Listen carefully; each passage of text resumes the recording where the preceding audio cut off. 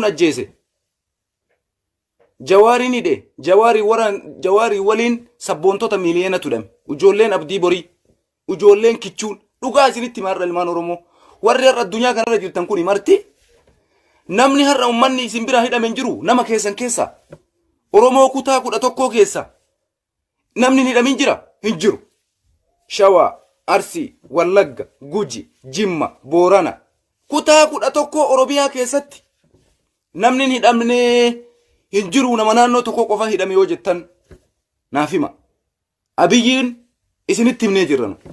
Abiyyiin Oromoo bakka bu'ee dhufne Itoophiyaa bakka bu'ee dhufe. Jimmaan bakka bu'ee dhufne Itoophiyaa bakka bu'ee dhufe. Bashaashaa bakka bu'ee dhufne Itoophiyaa bakka bu'ee dhufe. Kanaan dura nu burjaajessaa turtanii miti. Jimma waan ta'eefi waan akkas ta'eefi Jimmaan gachiifsee qalaa jira. Abiyyiin Jimmaa maal godhe jara? Dogoggorree bar. Ufuma keessanii wal dogoggorsiiftanii bar. Ufuma keessanii har'a namni martuu dhugaa kaleessaa san akka namni Abiyyi osoo inni Oromummaa qabu san jibbin baga adda isinii bahe. Baga adda isinii bahe. Har'a nuti kaleessa gaafa inni bahu wanni gammannee isa jala ciifnee ilma Oromootti nu dhufe jennee diqqaa guddaan isa faarsinee akka inni addunyaa biratti dhageettii godhatu goonee Nobel Prize wanni isa fudhachiifneef waan inni Oromoo ta'eef malee hiriira itti baanee gaafsan akka inni Nobel Prize fudhanne godhuu wallaalle. Mirga qabna dandeettii qabna biyya faranjii biyya firiidamii keessa jirra. Itoophiyaa isinitti hin bakkaatiin biyya rasaasa matatti isin qabaniitiniin waan an jedhu taamoo waan an jedhu ta'u isin hin jedhan. Dhageeffadhaa ilmaan Oromoo. Bakka jirtan mara gadi baya. Bulii 14 Jawaar mana hidhaa ciisu kana addunyaan boqonnaa argachuun qabdu. Itoophiyaan boqonnaa argachuun qabdu. Ummanni kenna. Ummanni biyya osoo interneetiin irraa cufamuu baate. Ummanni Amaaraa naaftanyaan Oromiyaa keessa jirtu marti qaata manaa gadi yaatee bosona galtee dheessite. Gubanii ibiddaan qabeenya jaraa, hoteela jaraa, mana jaraa waa takka hambisuu miti amma qaba. Nuti kaleessaas biyya Jarmanii keessatti dhageeffadhaa isinitti hima. Jarmanii keessatti kaleessa magaalaa Firaanfurtii ilmoon namaa akka waan manatti nafiniiti baatee jechuudha. Gubata eenyuuti? Gubata uummata Oromooti. Du'aa caalutti nu baase. Dhugaa caalutti nu baase. Artistii ija keenya nu harka nyaatan kaleessa asumaa yoo Muusaa namni awwaale podiyoodha. Eebbisa addunyaa namni boolla qotee awwaale podiyoodha. Tigreedha jette ofii nyaatte. Har'a hoo Hacaaluu Hundeessaa maqaa Oromootiin teessorra osoo teettu awwaala isaa dhabsiifte Oromoo. Waan biraa dhiisi ati awwaala dhabe Hacaaluun. Du'aa miti duuti qabsaayaan inuma jira. Qabsaayaan akkuma jedhame waggaa 100 jiraatu. Hacaaluun qabsaadha. Duuti isaa awwaalcha dhabe. Ani waan isiniin jedhu maali? Dhageeffadhaa waan kaleessa dalagame. Kaleessa magaalaa Jarmanii magaalaa Firaanfurtii keessatti ummanni Oromoo akka malee simmeetii keessa galee akka malee gubata isaa ibsachuudhaaf achitti bahee miidiyaa OMN qofa kan jiru.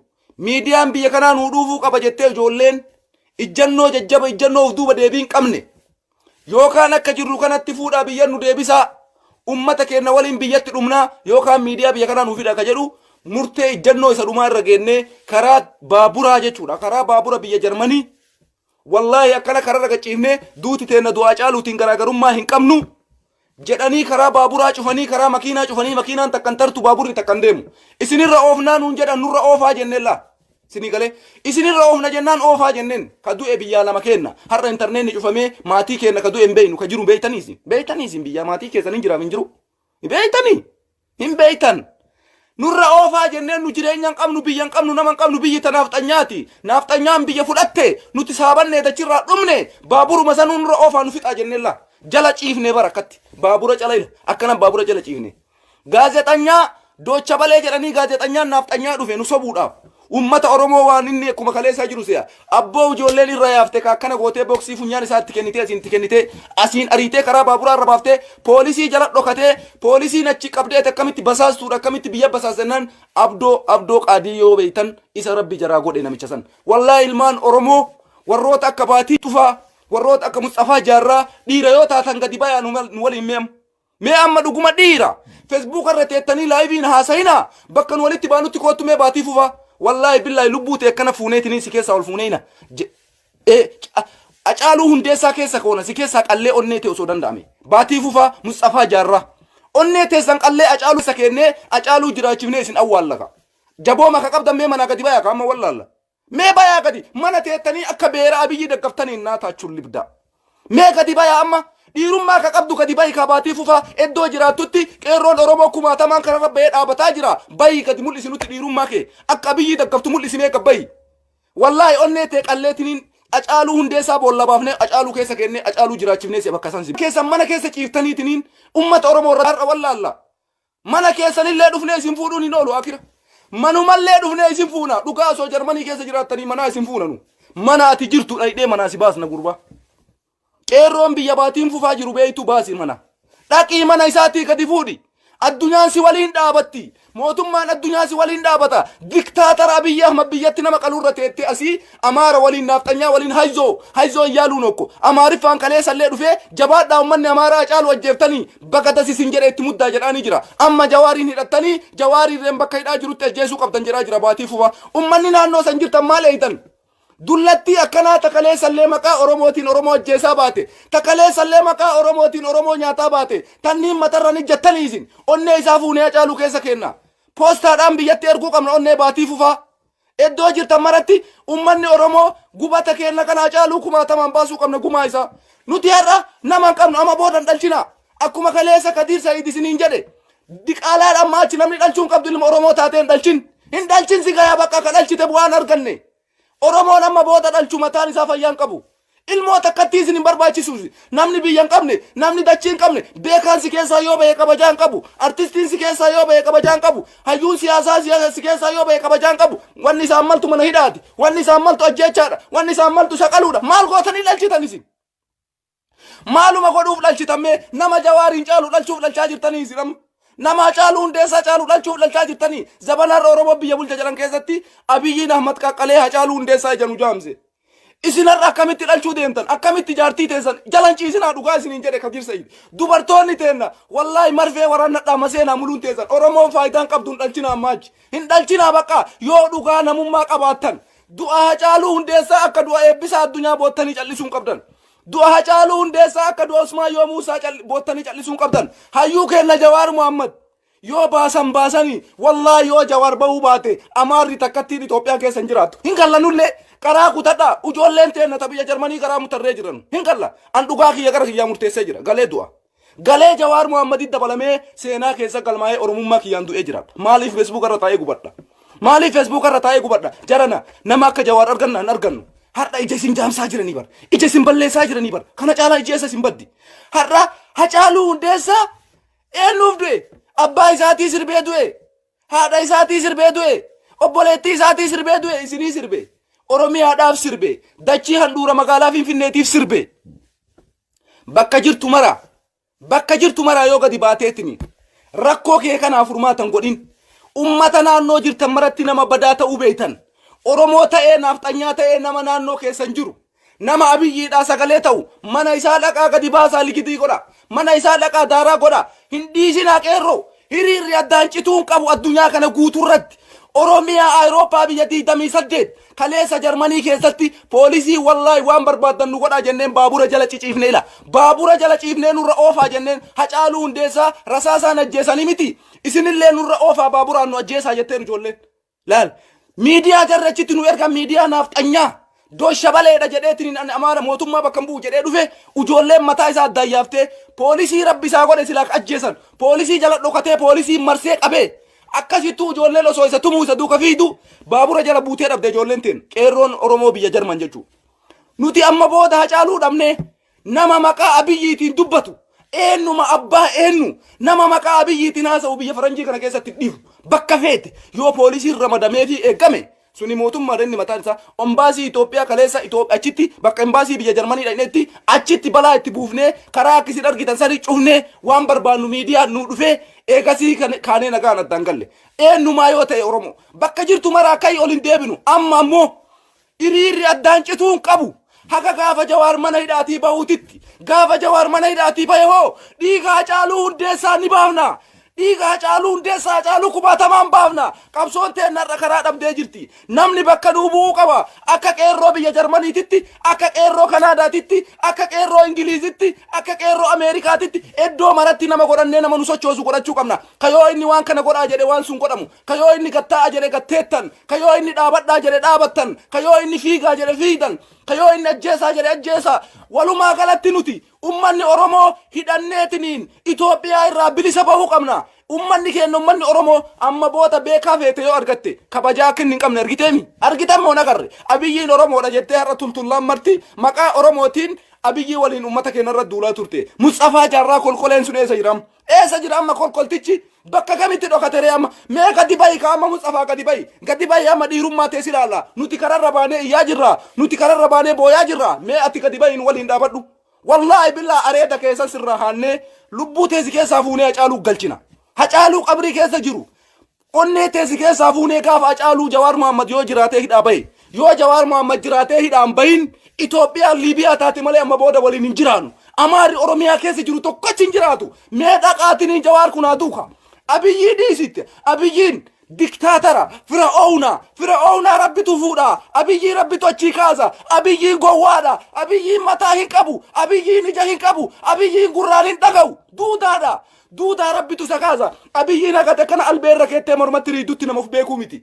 Wallaahi uf hin beeku. Namichi maraattuudha. Kana godhuudhaaf nuti Oromiyaan miila takkaan dhaabachuu qabdi. Awurooppaa miila takkaan dhaabuu qabna. Har'a osoo iyyi nu kokkeenteena nu gogaa jirti. Iddoo jirtan maratti hiriirri addaan cituun qabu. Baankii addunyaa Awurooppaa asirra Abiyyi Ahmad sappoorti godhu. Guutumaan guututti duratti baanee irraa kutuu qabna. Ijoolleen biyya Jarman waajjira mootummaa Jarmanii duratti hiriirri guddaan nuu qabamee achitti dachii sochooftanii ilmi namaa tokko osoo hin hafne mootummaa Jarmanii mana Maarkel jechuudha. Achitti bahuu qabna. Imbaasii dhayne mata likkii itti himnee jira. Amma ammoo waajjira guddicha mootummaan biyyaa ittiin bulu dhayne achitti iyyannoo kenna kumaatama kitileenaan baaneetiniin Abiyyi Ahmad birrii takkatti akka asirraan arganne ummata keenya ka du'aa jiruuf addunyaan yoo ka jiraattu taate addunyaan yoo sagalee keenya ka dhageettu taate Abiyyi Ahmad nu gaafatamuu qaba. Nama keenya ka ajjeese weellisaa keenya ka ajjeese hayyoota teenya ka hidhe hatattamaan mana hidhaatii nuu baasuu qaba.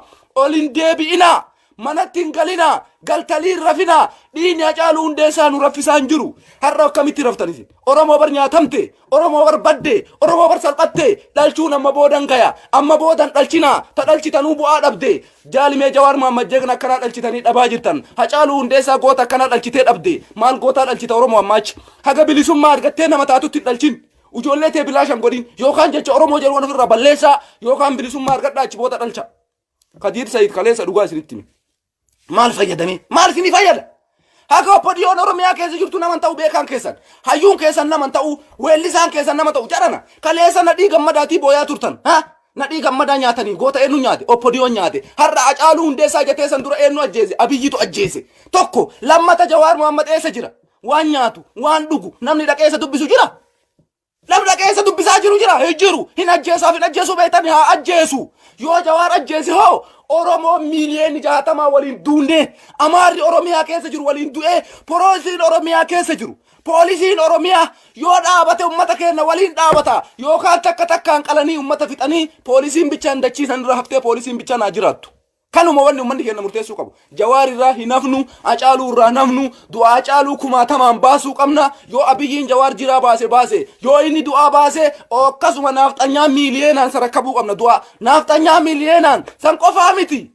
Oromiyaan bilisa bahuu qabdi. Oromiyaan Itoophiyaa irraa bahuu qabdi. Keeyyanni 39 hujirra nuu ooluu qaba. Yoo ta kanan goone taate borka akka Jawaartu dhufa sanillee mootummaan dhufuun qala. Borka akka Hacaaluutti dhufa sanillee mootummaan dhufuun qala. Kan akkana jiraachuu barbaadani haga yooma kana jiraatan hin ta'u.